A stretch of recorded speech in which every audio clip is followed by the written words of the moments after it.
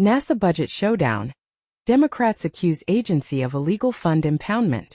House Democrats have issued a demand to stop the illegal impounding of FY25 congressional funds for NASA, citing recent statements by top officials from the White House Office of Management and Budget, OMB, that suggest the agency may be attempting to override Congress's authority over its budget.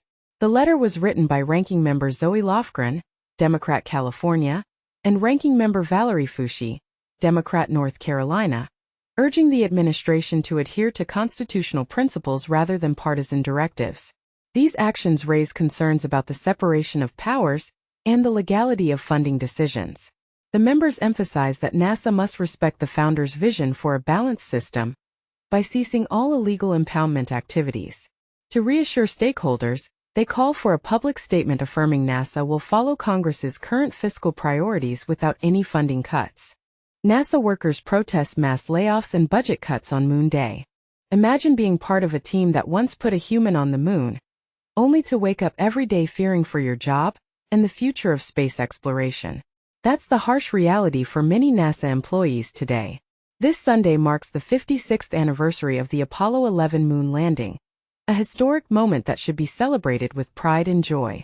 But for some at NASA, this year's anniversary is overshadowed by a growing sense of dread and uncertainty. A group of dedicated NASA employees and supporters are taking a stand against what they see as a looming threat to our nation's space program.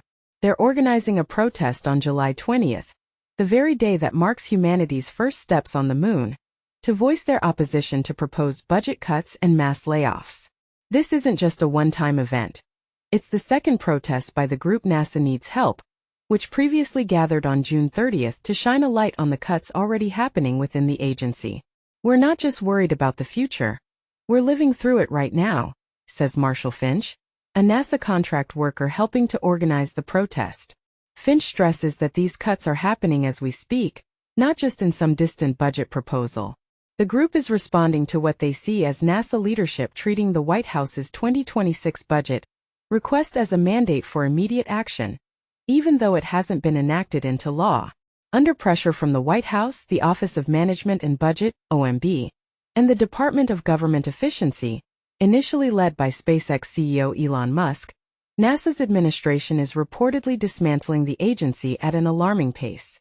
The proposed budget slashes NASA science funding by 47% and overall agency funding by 24%. This would have a devastating impact on Earth science, especially climate research, and deep space planetary missions.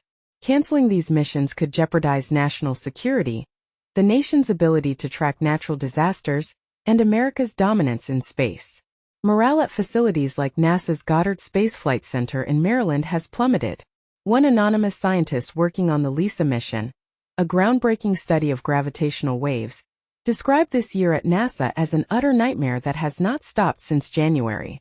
Despite acknowledging the possibility of reductions in force, RIFs, NASA leadership has been vague about the details, leaving employees in the dark about their future. In an effort to minimize the impact of RIFs, the Deferred Resignation Program (DRP) is quietly pushing senior staff out. Over 2,000 senior leadership staff are expected to leave through the agency's DRP initiatives. It's a way to make the RIFs easier when they come later this year, says the Goddard scientist. We're seeing more and more people take this option, not knowing what will happen if they don't. The LISA mission, a joint effort with the European Space Agency (ESA), is particularly at risk. The White House's budget proposal zeroes out funding for LISA, putting the jobs of those on the program and ESA's $2 billion investment in jeopardy. If NASA pulls out entirely and ESA is committed to continuing the mission, I've been seriously considering leaving the United States to work in Europe, says the Goddard scientist. Many of us are thinking about leaving. While Congress seems increasingly resistant to the White House's deep science cuts, the damage may already be done by the time legislation is passed. NASA is being dismantled now, treating the president's budget request as marching orders rather than proposed legislation, says Finch. The damage is occurring rapidly daily. The protest on July 20th will take place at Dwight D. Eisenhower Memorial Park, across from the Smithsonian's Air and Space Museum in Washington, D.C.